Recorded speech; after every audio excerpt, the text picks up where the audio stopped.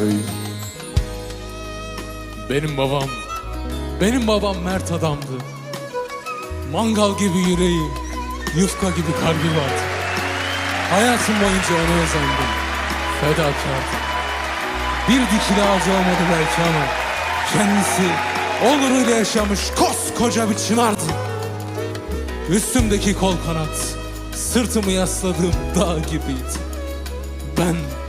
Ben babamın oğluyum. Ağlama benim babam, ağlaman açar babam. Kara gün geçer babam hey.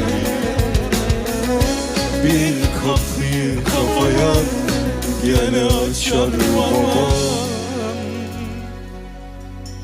Rabbim büyüktür, babam